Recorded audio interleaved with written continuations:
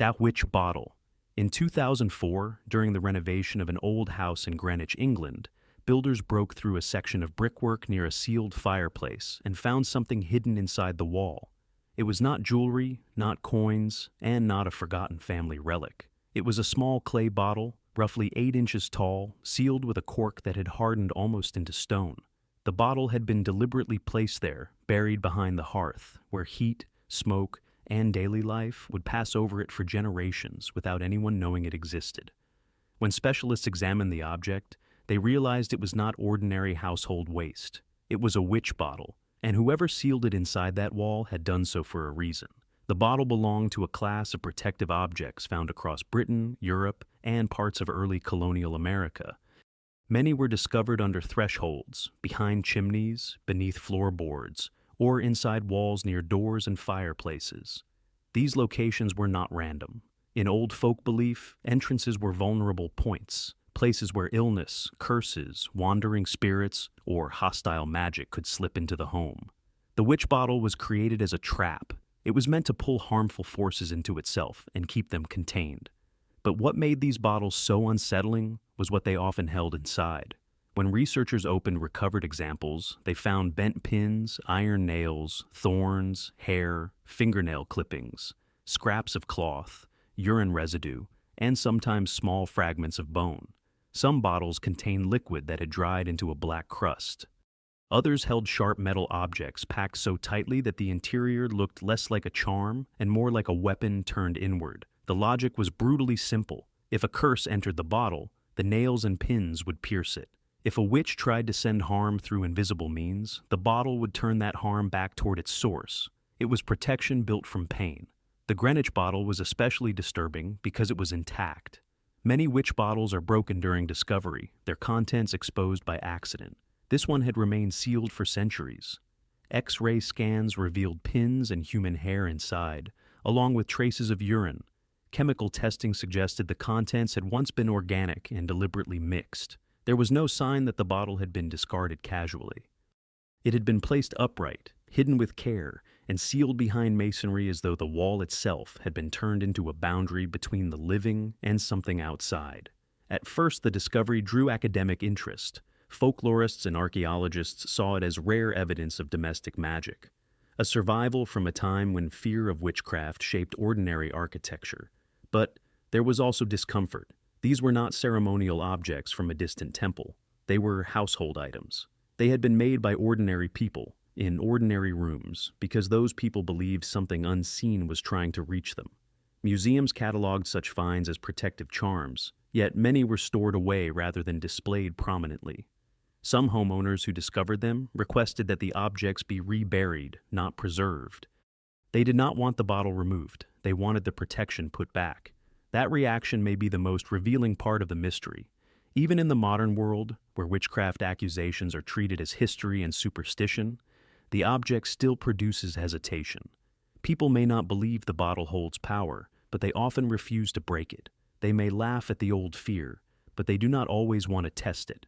If a witch bottle is only glass, clay, iron, hair, and dried liquid, then its danger should end the moment it is found. Yet these objects continue to disturb those who uncover them because their purpose was never decorative. They were built to contain fear. And if fear was sealed inside a wall for 300 years, the question is not whether the bottle still works. The question is what someone believed was trying to get in. Curse Poppet. In 1692, in Salem Village, Massachusetts, a small handmade doll became more dangerous than a blade. It was not large, not ornate, and not built like a ritual object from some hidden temple. It was a simple poppet, shaped roughly like a human body, stitched from cloth and stuffed by hand. But when officials claimed that a needle had been found inside it, the object changed meaning instantly. It was no longer a doll, it became evidence. In a village already consumed by accusations of witchcraft, that small figure seemed to offer something terrifyingly direct, a body that could be harmed from a distance. The poppet has appeared in many forms across European folk magic, colonial superstition, and ritual tradition. Some were made of wax, others of linen, straw, wood, clay, or animal fat, hardened into human shape. Their power, according to belief, did not come from beauty or craftsmanship. It came from resemblance and connection. A face was not always needed. Sometimes a name was enough. Sometimes a scrap of clothing, a strand of hair, a fingernail clipping, or a piece of handwriting could make the object feel linked to a living person. Once that link existed, the poppet was believed to become a substitute body. This is what made the object so feared. A poppet did not attack openly. It did not leave footprints, break windows, or enter a room. It sat still. Yet, in the imagination of those who feared it, every pin, cut, knot, burn mark, or binding thread could travel invisibly toward the person it represented. Pain could be transferred. Illness could be sent. Love could be forced. Sleep could be disturbed. A fate could be tied to a figure small enough to hide in a drawer. During witchcraft investigations in early modern Europe and colonial America, poppets were treated with deep suspicion. Authorities sometimes described wax images pierced with pins, cloth dolls buried near doorways, or small figures hidden in bedding. Whether these objects were truly used for harmful rituals is difficult to prove. Some may have been healing charms. Some may have been children's toys misread by frightened adults. Some may have been planted, exaggerated, or interpreted through panic. But once a community believed the doll had power, the object became almost impossible to defend. Its silence made it more incriminating, not less. The physical details were always what turned fear into certainty. A poppet found with a needle in its chest suggested targeted pain. A figure wrapped in thread suggested binding. A face blackened with soot suggested punishment. A doll hidden under a threshold suggested secrecy. These interpretations were not scientific, but they were emotionally devastating. The object gave shape to invisible harm. It allowed people to point at misfortune and say, "This is where it came from." That is why the poppet remains one of the most unsettling witch objects ever recorded. It exists at the boundary between symbol and body. Modern observers may see cloth and stuffing, but the people who feared it saw an extension of human life. To them, the doll was not pretending to be a person. It was touching the person through likeness, name, and intention. Many old poppets were destroyed, burned, buried, or hidden away. Few survived in clear context because the people who found them rarely wanted to preserve them. They wanted to end whatever connection they believed had been made. Museums may call them folk objects, ritual figures, or historical artifacts. But the old fear still lingers around them because the question remains unresolved. If a poppet is only a doll, then it has no power beyond the hand that made it. But if human belief can turn a shape into a substitute body, then the danger may not be inside the cloth at all. It may begin the moment someone gives the figure a name. The Scrying mirror. In 1582, inside a house at Mortlake near the River Thames, the mathematician and royal advisor John Dee sat before a polished black mirror and waited for something to appear. Dee was not an illiterate village sorcerer hiding from the law. He was one of the most learned men in Elizabethan England, a scholar of astronomy, navigation, mathematics, cryptography, and ancient languages. Yet, on certain nights, surrounded by manuscripts, candles, and ritual tables, Dee turned away from ordinary instruments and placed his trust in a dark, reflective surface made from volcanic glass. The object did not shine like a silver mirror. It absorbed the room, and according to Dee's records, it became a window. The black scrying mirror was usually made from obsidian, polished stone, darkened glass, or a reflective surface painted black behind the pane. Unlike a common mirror, it was not designed to show the face clearly. It softened the eyes, distorted the edges of the room, and turned reflection into depth. A candle flame did not simply appear on its surface. It seemed to sink into it. A viewer staring long enough could begin to see clouds, shifting shapes, human features, flashes of color, or scenes that felt separate from memory. To skeptics, this was visual fatigue, suggestion, and the brain creating patterns inside darkness. To practitioners, it was proof that the mirror was opening onto a hidden layer of reality. Dee did not work alone. His scryer, Edward Kelly, claimed to see figures within the mirror and hear communications from beings they described as angels. These sessions produced complex tables, symbols, and what later became known as the Enochian system, a mysterious language and ritual structure that still unsettles researchers today. Whether the visions were divine, psychological, fraudulent, or something stranger remains debated. But the physical object at the center of the sessions was always the same kind of impossible tool, a black surface that did not reveal the world in front of it, but appeared to draw the mind towards something behind it. That was the danger of the black mirror. It did not act violently. It did not need blood, pins, bones, or curses. It required attention. The longer someone looked, the more ordinary perception began to weaken. The viewer's own face faded. The room disappeared into the edges. The mind, deprived of clear visual anchors, started to supply images from somewhere deeper. But where those images came from was the question that made the object feared. Were they unconscious thoughts rising upward, or outside presences moving inward? Historical reactions to such mirrors were uneasy. Church authorities associated them with forbidden divination. Rational scholars dismissed them as occult instruments unworthy of serious study.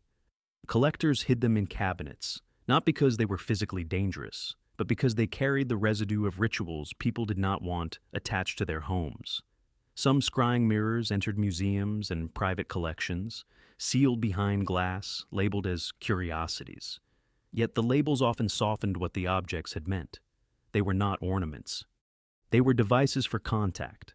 The strangest part is that black mirrors still produce discomfort even when stripped of belief. A person can stand before one today, fully modern, fully skeptical, and still feel the instinct to look away.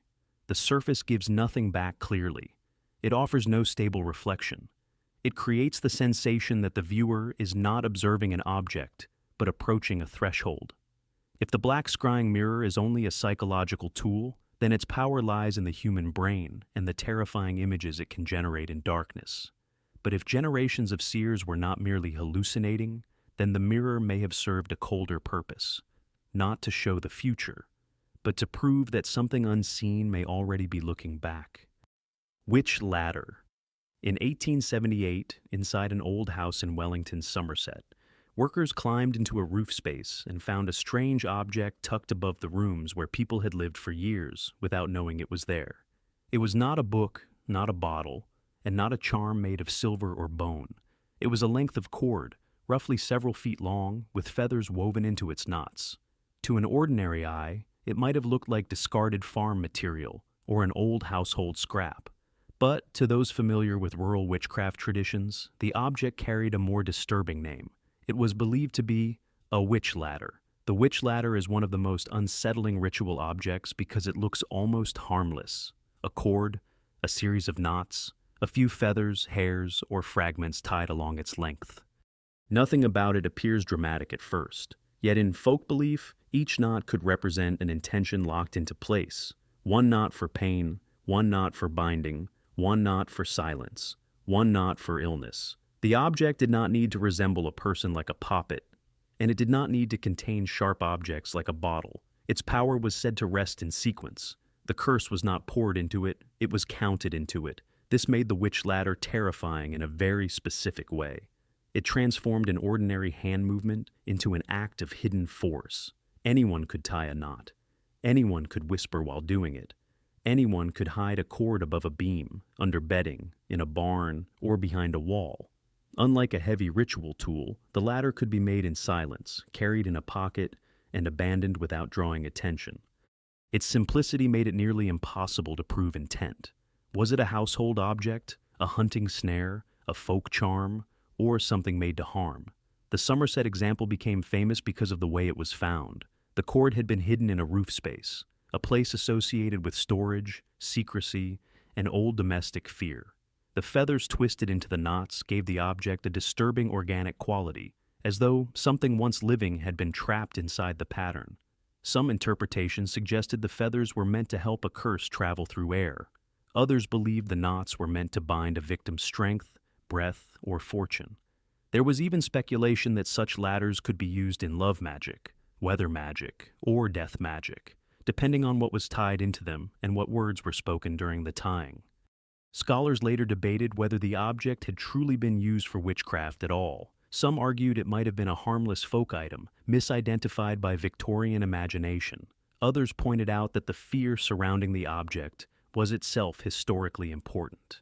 Whether or not the latter held supernatural power, people believed that knots could imprison intention. That belief gave the object a function. It became a physical record of anxiety, resentment, protection, or harm. The reaction to witch ladders has always been uneasy because they resist certainty. A witch bottle can be opened and examined. A grimoire can be read. A poppet can be identified by its human form. But a witch ladder hides its meaning in repetition. Each knot is silent. Each feather is ambiguous. There is no inscription explaining who made it, who it targeted, or whether it was meant to protect or destroy. The object survives, but the words that activated it are gone. That absence is what makes it dangerous in the imagination. If a knot was tied with purpose, does the purpose remain after the hand is dead? If a curse was locked into cord, does cutting the cord release it, break it, or wake it? Perhaps the witch ladder contains no magic at all. Perhaps it is only fiber, feather, and time. But someone once took the trouble to tie each knot and hide it where no one was meant to look. And that means the real mystery is not what the cord can do. It is what each knot was told to remember. Hexing Jar.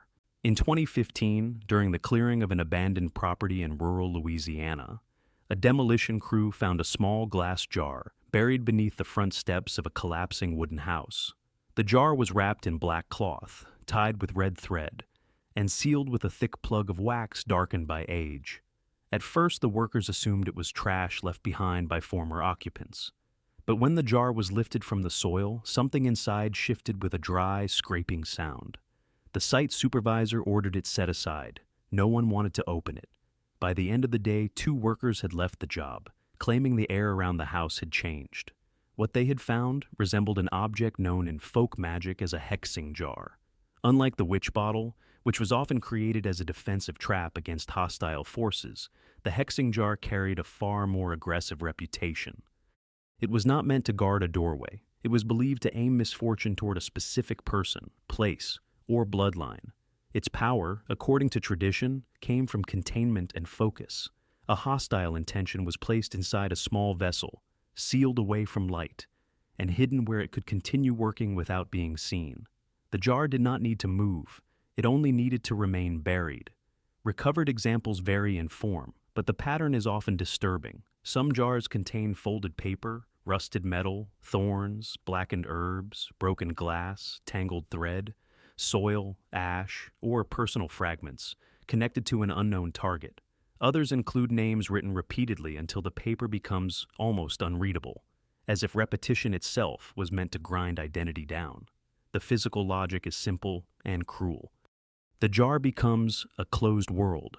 Whatever is placed inside is trapped with the intention that created it. The Louisiana jar was never officially cataloged as an archaeological object, but photographs taken before disposal showed a narrow mouth, cloudy glass, and wax layered over the lid in multiple applications. Through the side, one could see thin, dark shapes pressed against the interior. They looked like splinters, perhaps roots, perhaps rusted pins.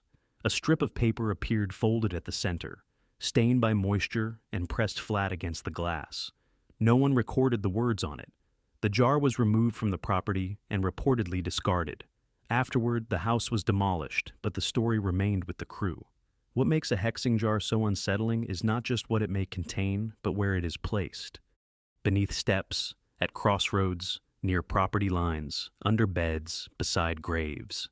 These are points of passage and vulnerability, places where people enter, leave, sleep, cross boundaries, or return to the dead. In folk belief, location mattered as much as the object itself. A jar hidden beneath a threshold did not simply exist under a house. It waited at the point where every footstep passed over it.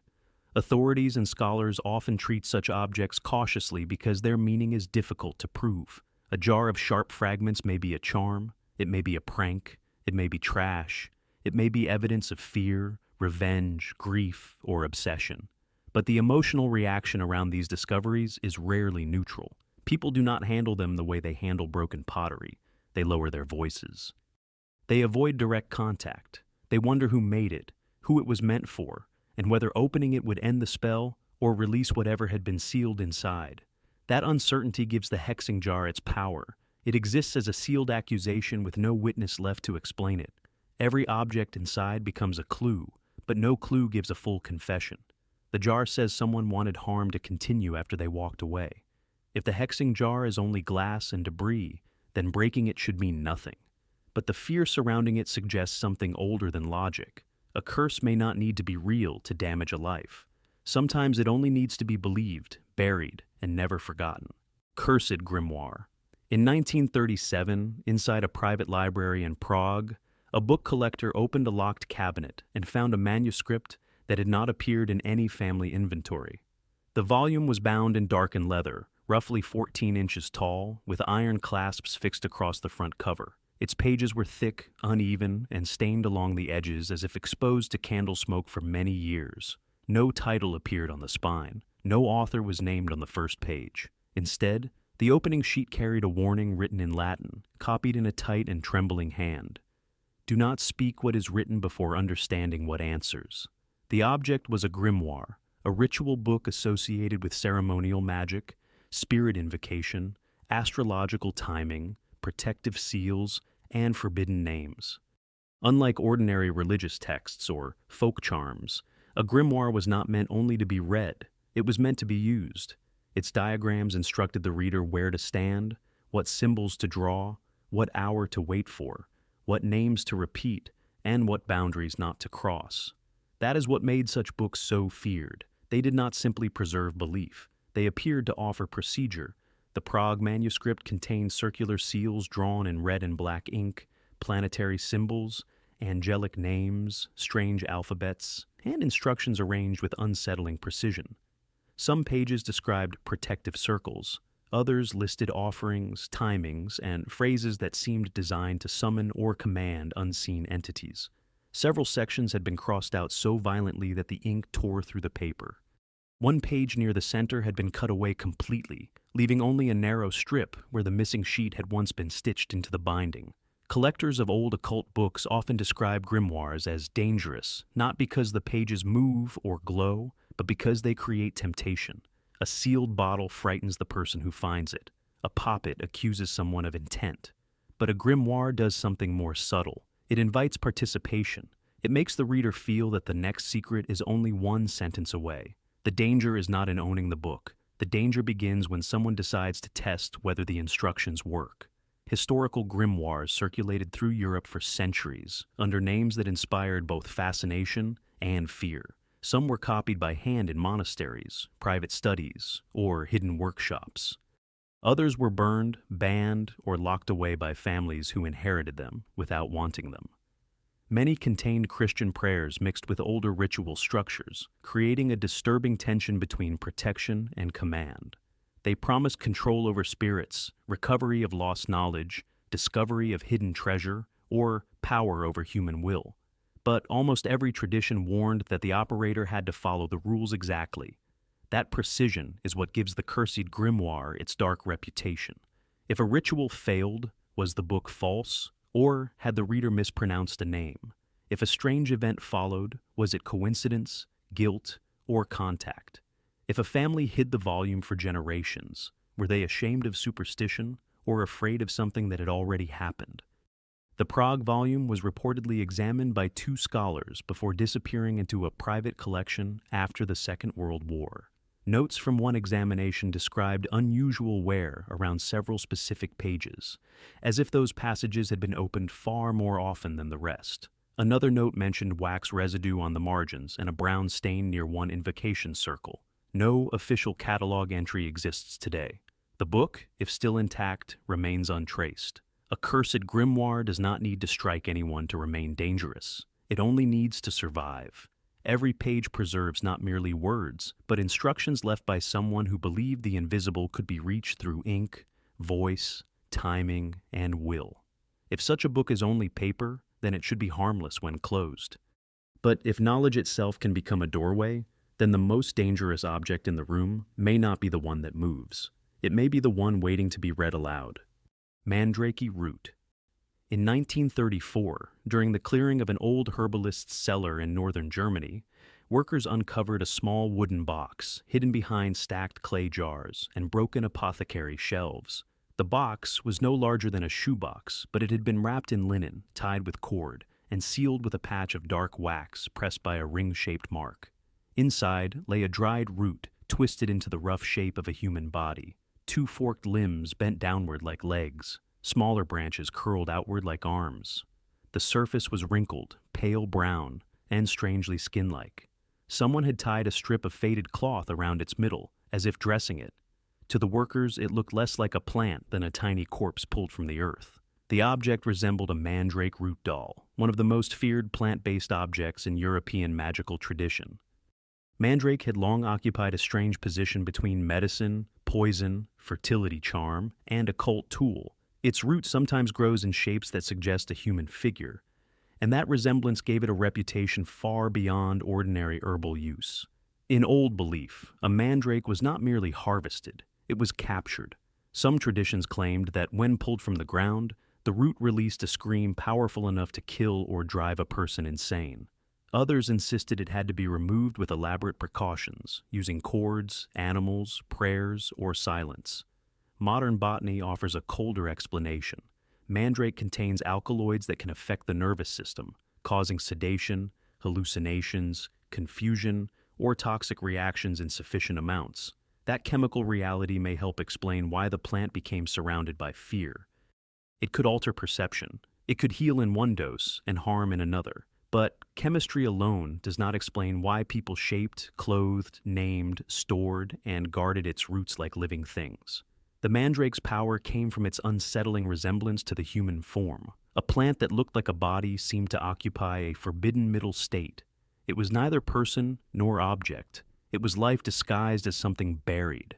The German root was reportedly examined by a local physician before disappearing into a private collection. Notes described thread wrapped around the upper fork of the root, a small bead fixed where a head might be imagined, and traces of oil absorbed into the surface. The oil suggested that the object had been handled repeatedly, perhaps anointed during ritual use.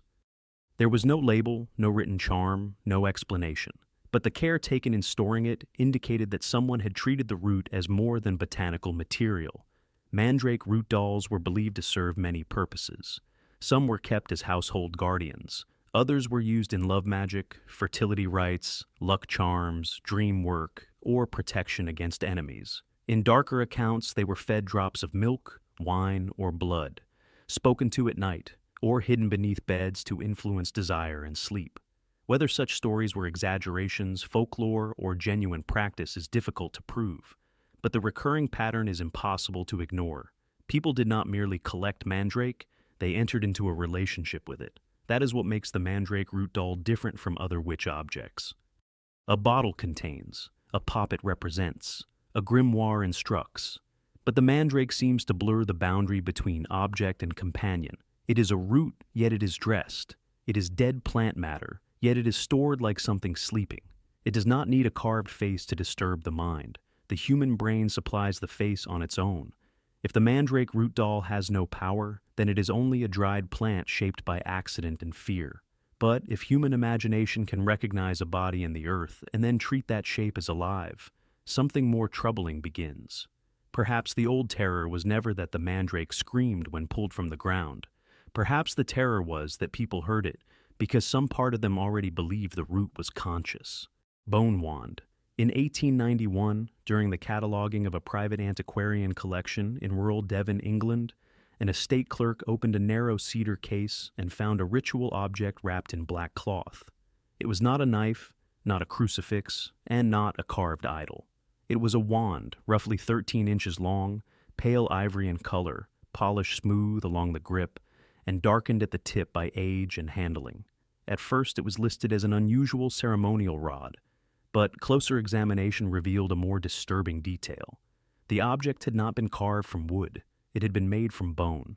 The bone wand occupies a deeply unsettling place in witchcraft folklore because it turns the remains of the living world into an instrument of will.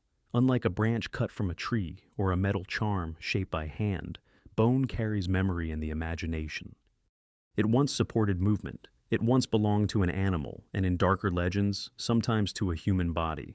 That history gives the object a different weight. A wooden wand may suggest nature. A bone wand suggests something taken from death and made useful again.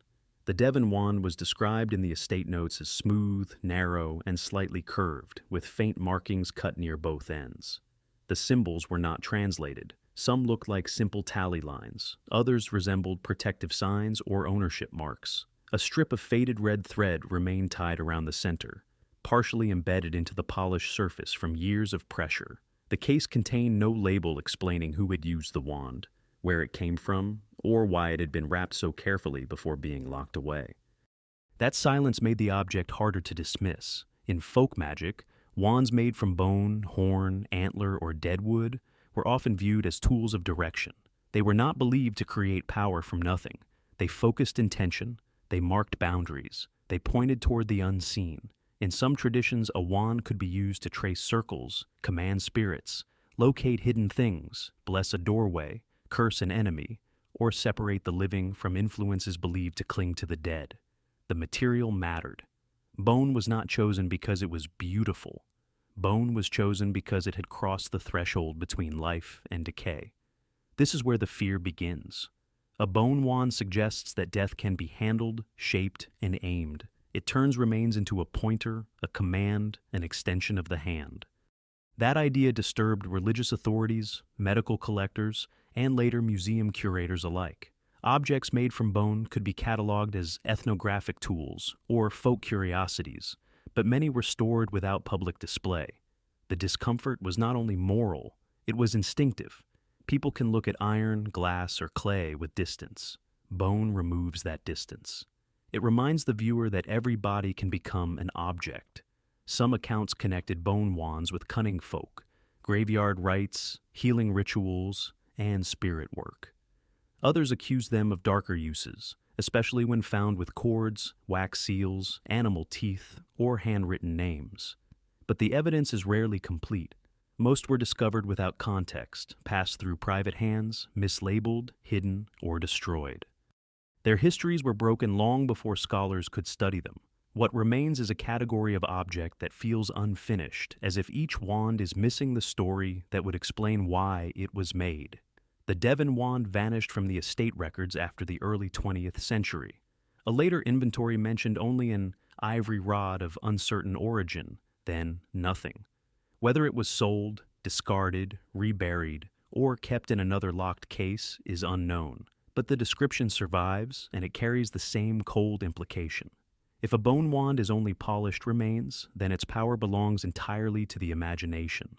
But if ritual objects gain force from what people believe they once touched, then bone may be the most dangerous material of all, because it does not merely symbolize death. It proves that death can be held in the hand. Hand of Glory. In 1935, inside a stone cottage in North Yorkshire, workers repairing an old chimney discovered a shriveled human hand hidden within the wall. It had been dried until the fingers curled inward, the skin darkened to a leathery brown, and the wrist ended in a rough, hardened stump. The object was not buried in a grave, not preserved in a medical cabinet, and not displayed as an anatomical specimen. It had been concealed inside a house, close to the hearth, where smoke, warmth, and family life had passed around it for years without anyone knowing it was there. Local investigators eventually connected it to one of the darkest objects in European folklore, the Hand of Glory. The Hand of Glory was believed to be the severed and dried hand of a dead criminal, often said to come from a hanged man. In legend, it was not kept as a trophy. It was transformed into a tool. Some accounts claimed the fingers themselves were lit like candles. Others said the hand held a candle made from human fat. When carried into a house at night, the Hand of Glory was believed to freeze the occupants in sleep, unlock doors, silence dogs, and paralyze anyone who might wake. It was not a weapon that killed openly, it was a key made from death. That is what makes the object so disturbing. Many witch objects are symbolic. A poppet resembles a body, a bottle traps a curse, a mirror invites vision. But the Hand of Glory begins with the body itself. It takes a human hand, once capable of touch, labor, violence, prayer, and fear, and turns it into an instrument for crossing forbidden thresholds. In folklore, the hand did not merely assist thieves or witches. It carried the authority of the dead into the world of the living. The North Yorkshire hand, later preserved as a rare example of this tradition, had all the qualities that made the legend hard to dismiss emotionally. It was real, it was physical, it was not a metaphor. The fingers were still recognizable, the nails remained visible, The palm had collapsed inward, but retained the unmistakable form of a human grasp. Whatever one believes about its supposed powers, the object itself proves that someone had taken extraordinary steps to preserve a human hand and hide it where no ordinary household object belonged. Scholars have long debated the practical truth behind the Hand of Glory.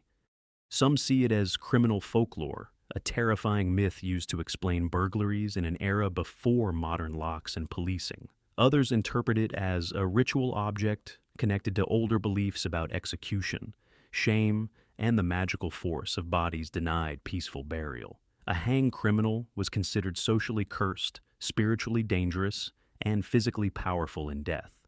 The hand, especially the hand that might have committed crime, became a concentrated symbol of forbidden agency. The reaction to such an object is never neutral. A dried hand cannot be mistaken for decoration. It cannot be softened into a charm. Even in a museum case, it creates the sensation that something intimate has been violated. The viewer is not looking at an artifact made to resemble a body.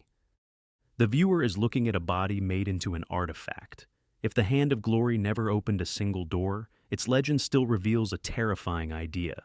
People once believed death could be harvested, shaped, and carried like a tool. They believed a piece of the executed could command the sleeping, silence the living, and enter homes under cover of darkness. Perhaps the hand held no supernatural power at all, but someone cut it, dried it, hid it, and kept it. And that may be darker than the legend itself. Spirit Trap Box. In 1968, during the inventory of an old estate near Aberdeenshire, Scotland, a solicitor found a small iron-bound box inside a locked drawer that had not been opened since the previous owner's death. The box was not valuable in any obvious way. It was roughly 9 inches long, 6 inches wide, and heavy for its size. The wood had darkened almost black with age, and every seam had been covered with layers of hardened wax. Around the lid, thin wire had been wound several times and twisted shut with deliberate force. No key was found, no label explained its purpose, but tucked beneath it was a folded note written in a shaky hand. "Do not open after sundown." The object resembled what folk traditions sometimes describe as a spirit trap box, a sealed container believed to hold a restless presence, a curse, a familiar spirit, or the residue of a dangerous ritual. Unlike a witch bottle, which was often hidden in the structure of a house, a spirit trap box was portable. It could be stored, inherited, moved, concealed, or passed from one keeper to another. That mobility made it more unsettling. A buried bottle belongs to one place. A sealed box can travel. The Aberdeen box was never publicly opened, at least not according to surviving estate notes. The solicitor recorded its measurements, described the wax seals, and marked it as a personal religious or superstitious property. But the language of the note suggested more than ordinary caution. "Do not open after sundown" does not warn against theft. It warns against timing. It implies that the contents were not merely private, but conditional. Something about darkness mattered. Objects like this appear across multiple traditions under different names. Some were wooden boxes marked with symbols. Others were metal tins, spirit houses, sealed reliquaries, or small chests lined with cloth, ash, salt, or written prayers. They were believed to hold what could not safely be destroyed. A curse might be trapped rather than broken. A spirit might be contained rather than released. A haunted object might be locked inside another object, creating a second prison around the first. The box became a boundary. Its walls were not meant to protect treasure. They were meant to protect the living. The physical construction was often more important than the material itself. Nails driven through the lid suggested binding. Wax over the seams suggested sealing. Cord or wire around the body suggested restraint. Symbols drawn on the surface suggested warning or command. Some boxes were kept under beds, inside walls, beneath church floors, or at the bottom of trunks no one wanted to unpack. The fear was not always that something inside would escape violently. Sometimes the fear was quieter. A voice in dreams, a cold place in the room, a pattern of illness after the lid had been disturbed. Skeptics would argue that a spirit trap box is only a container made frightening by secrecy, and that may be true. A locked box immediately creates imagination. The less one knows about its contents, the more powerful the contents become. But that does not fully explain why families kept such boxes sealed for decades, why notes were left for descendants, or why some owners refused to throw them away. If the box was harmless, destroying it should have been simple. Instead, many were preserved with the same care one gives to dangerous evidence. The Aberdeen box reportedly passed into private hands after the estate was settled. Its current location is unknown. Perhaps it was opened and found empty. Perhaps it contained paper, bone, hair, ashes, or nothing but dust. But emptiness would not end the mystery. A trap does not need to look full to have once held something.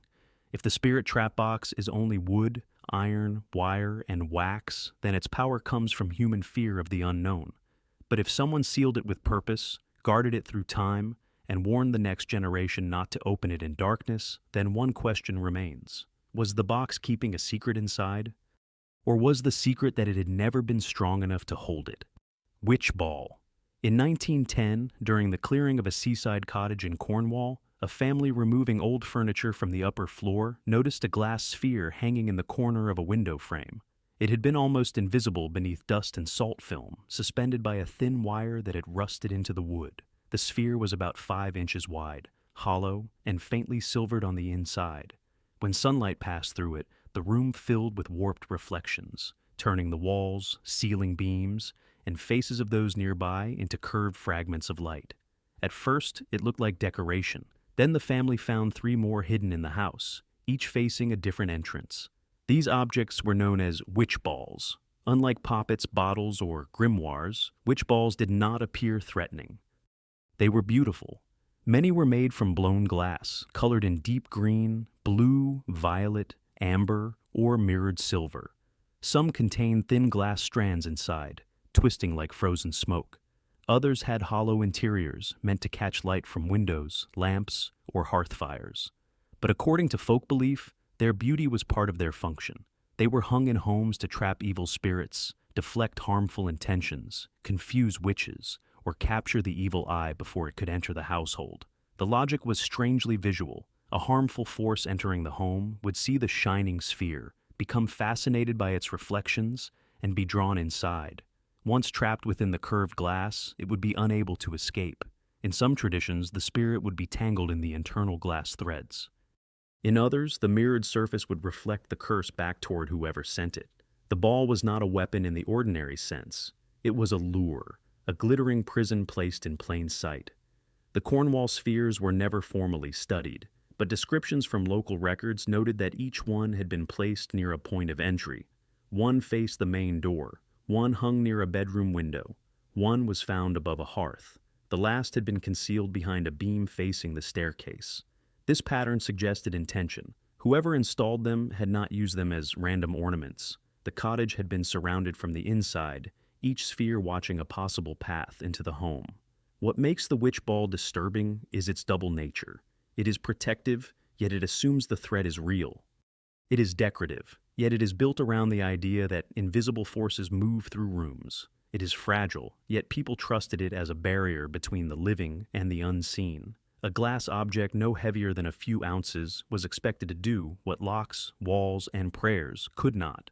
By the late 19th and early 20th centuries, witch balls became popular as decorative antiques, stripped of their darker meaning. They appeared in parlors, shops, and collectors' cabinets. But older examples retain a different atmosphere. Their placement matters, their wear matters, their secrecy matters. A witch ball hanging openly in a sunny window may be charming. A witch ball hidden in a roof beam or placed toward a doorway by someone long dead feels less like decoration and more like an unfinished warning. Some collectors report unease around old witch balls, especially mirrored ones. The discomfort may come from suggestion, from distorted reflection, or from the simple fact that a sphere reflects everything at once. The person looking into it sees the room bent around them, their own face stretched and divided, the world turned inward. It is easy to understand why earlier generations believed such an object could confuse spirits. It confuses the living well enough. If a witch ball is only glass, then its power is no greater than light passing through color. But if a home can become a battlefield of invisible intentions, then every old sphere hanging near a window asks the same silent question. Was it placed there to make the room beautiful, or to keep something from crossing the glass? Soul-sealed doll. In 1982, during the cataloging of objects from a closed boarding house in New Orleans, an estate appraiser found a small wooden trunk locked beneath a staircase landing. The trunk had been wedged behind loose boards and covered with a layer of dust, so thick it looked almost intentional, as if no one had wanted the hiding place disturbed. Inside was a doll, about 20 inches tall, wrapped in yellowing linen and tied with 3 separate lengths of black thread. The doll wore a faded white dress, tiny leather shoes, and a ribbon at the throat that had browned with age. Its face was porcelain, cracked across one cheek. Its eyes were glass, pale gray, and fixed in an expression that seemed too alert for a toy. At first, the appraiser assumed it was a Victorian keepsake. But beneath the linen wrapping, he found a small envelope sewn into the doll's back. Inside was a folded paper bearing a name, a date, and a short sentence written in faded ink. She must not be called after midnight. The name did not match any known member of the household. The date was 1896. No explanation followed. Objects like this are often described in folklore as soul-sealed dolls, dolls believed to contain a trapped spirit, a fragment of personality, or the emotional residue of someone who died under violent, lonely, or unfinished circumstances. Unlike a poppet, which represents a living person through magical substitution, the soul-sealed doll is feared for the opposite reason. It is not made to affect someone outside itself. It is believed to hold something within. A presence, a memory, a witness that never left. The New Orleans doll had details that made the discovery difficult to dismiss as ordinary storage. A line of wax had been pressed along the seam of the mouth, nearly invisible until the light struck it from the side. The wrists were bound beneath the sleeves with thread. A small piece of hair had been tucked under the dress collar, pinned in place with a rusted needle. The doll's torso was unusually heavy. When gently turned, something inside shifted faintly, not like stuffing, but like a small object moving against the inner porcelain cavity. No formal opening was recorded. According to estate notes, the appraiser refused to cut into the doll after finding the note. The trunk and its contents were transferred to a private collector within weeks. After that, the paper trail ended, but the story spread quietly among antique dealers, especially those familiar with dolls that had been ritually altered. Some had wax over the eyes or mouth. Some had names written under the feet. Some were boxed with salt, thread, scripture, or grave soil. These details suggested that the doll was not merely preserved, it was restrained. The fear of such dolls comes from their imitation of life. A doll already occupies an uneasy space. It has a face but no thought, a body but no breath, eyes but no sight. When personal objects are added, hair, clothing, names, dates, or sealed notes, the boundary grows thinner. The doll becomes less like a toy and more like a container shaped for recognition. It invites the mind to ask whether identity can cling to form, whether grief can attach to matter, whether a name written and hidden can keep someone from disappearing completely. Skeptics would say the soul-sealed doll is only a product of mourning, fear, and theatrical superstition. That may be the safest explanation. Families have preserved dolls for sentimental reasons. Collectors have embellished stories. Human imagination is especially vulnerable to faces that do not move. But the most disturbing examples are not the ones displayed openly. They are the ones hidden, tied, sealed, and accompanied by warnings from people who had every reason to forget them. If the New Orleans doll was only porcelain, cloth, wax, and thread, then the trunk should have been nothing more than storage. But someone concealed it beneath a staircase, wrapped it like evidence, sealed its mouth, bound its limbs, and left behind a name that no record could explain. Perhaps the doll held nothing. Perhaps the warning was only fear written onto paper. But if a soul can be trapped by memory, grief, and belief, then the most dangerous object in the house may not be the one that moves in the dark. It may be the one that never moves at all. Conclusion. These witch objects reveal a disturbing pattern. They were not created as decorations, curiosities, or harmless relics. They were made to contain, redirect, bind, watch, protect, punish, or preserve something people believed could not be handled by ordinary means. A bottle hidden behind a fireplace, a doll given a name, a black mirror placed before a candle, a cord tied with silent intention, a sealed box warned against darkness. Each object carries the same uncomfortable message. Fear does not always disappear. Sometimes it is placed inside matter and left for the future to find. What makes these objects dangerous is not only the question of whether magic is real, it is the fact that entire households, villages, collectors, and families treated them as if they were real enough to hide, seal, bury, or destroy. These were physical solutions to invisible threats. When people believed a curse had entered a home, they did not write theories. They filled bottles with iron, they tied knots, they sealed mouths with wax, they placed glass spheres in windows and hoped the unseen would be caught before it crossed the threshold. Modern science may reduce these objects to psychology, superstition, folklore, and fear. That explanation may be correct, but it does not erase the deeper mystery. Why do so many cultures believe objects can hold intention? Why do sealed things still make people hesitate? Why does a doll, a mirror, or a locked box feel different when someone long dead left a warning attached to it? Perhaps dark power does not begin inside the object. Perhaps it begins when human fear gives the object a purpose and then refuses to take that purpose back.